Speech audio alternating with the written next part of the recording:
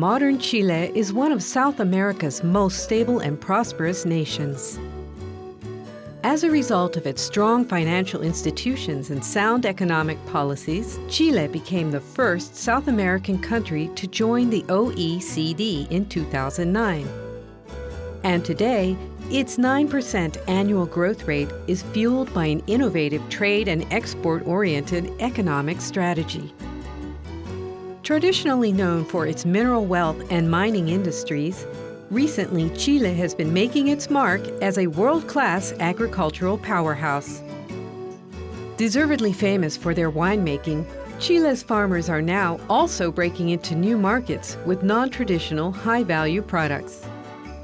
Key to the success has been the development of agribusiness incubator programs like Fundación Chile. Launched in 1976 as a nonprofit joint venture between public and private interests, Fundación Chile is one of the most successful agribusiness incubator programs in the world. Over the years, Fundación Chile has been involved in the incubation and launch of over 75 companies across the agribusiness sector. What works in Fundación Chile very well is when you have a team that can really be identifying general areas where there are good opportunities to start up new agribusiness. The Fundación Chile team then looks for an entrepreneur to pick up the research and develop a business from it. Someone like Karina von Baer, the CEO and founder of Oleotop, a major rapeseed grower that supplies oil products from farmers to processors to the makers of salmon feed. You have to start small, but you have to think big from the beginning. You have to think on how do I do this and how do I multiplicate this. It's not a matter just of solving this problem. It's a matter of creating a system which works. And Karina's system certainly works. In 2008, international accountants Ernst & Young named her the Entrepreneur of the Year. Elsewhere in Chile, the Fundación has incubated a wide range of other businesses, undertaking all of the necessary functions in the value chain, from research and development to project management to distribution and sales. I think the role of Fundación does not end by simply having identified that this is an opportunity and an entrepreneur, because this is going to be something new and it's going to have a lot of uncertainties. The business support is very important. It's a fundamental part of the successes. And I believe that the model to really work out needs to continue to be able to accompany, at least in the first couple of years, the experience.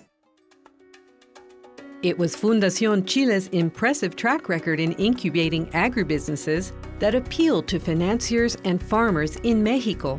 Specifically, the model appealed to Francisco Conejo, the president of a rural bank in the state of Jalisco, who decided to find out more.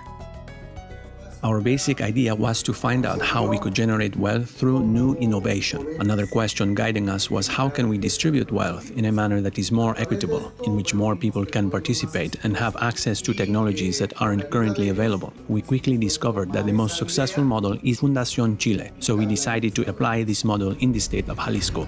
And so, Fundación Jalisco was born. But unlike the Fundación Chile, Francisco and his partners did not have access to large federal and private funds to begin the venture, so they started small. Fundación Chile is a large institution, very focused on innovation. The lesson we learned is that it would take a lot of investment, a lot of institutional development, and lots of time to replicate. We wanted to apply something much more practical, not to create or make the innovations, but to apply the innovations. Members of the Fundación Jalisco team have visited agricultural research centers and farming organizations around the world to identify the very best opportunities for Jalisco's climate, soil, and irrigation characteristics. That quest has led them to the olive groves of Italy, to the kiwi fruit plantations of New Zealand, and to the goat's milk cheesemakers of France. But perhaps Fundación Jalisco's most notable success has been in the development of a thriving blueberry industry.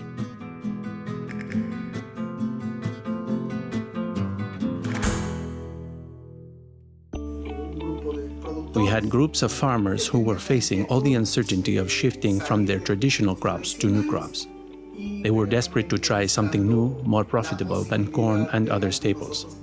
We showed them how planting blueberries could bring high potential returns.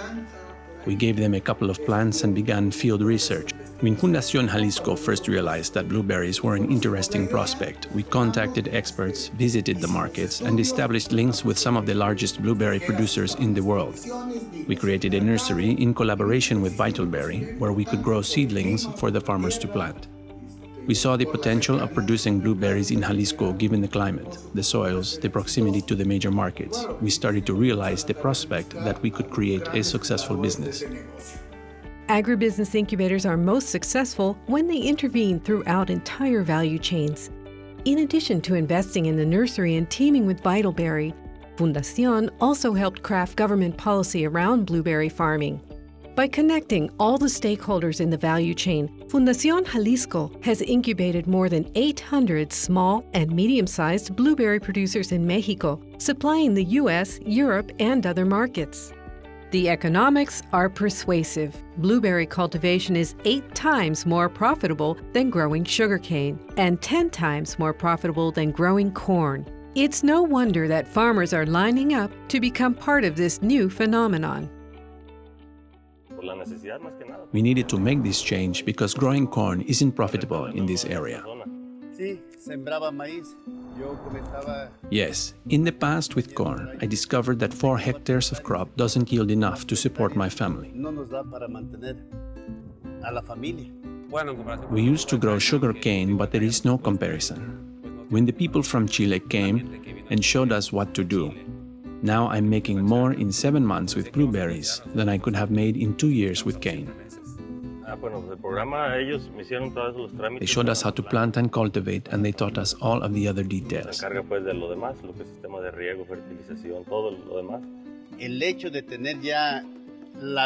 We have a pre-purchase of our crop before the harvest. It gives us security. No one hesitates with that kind of deal.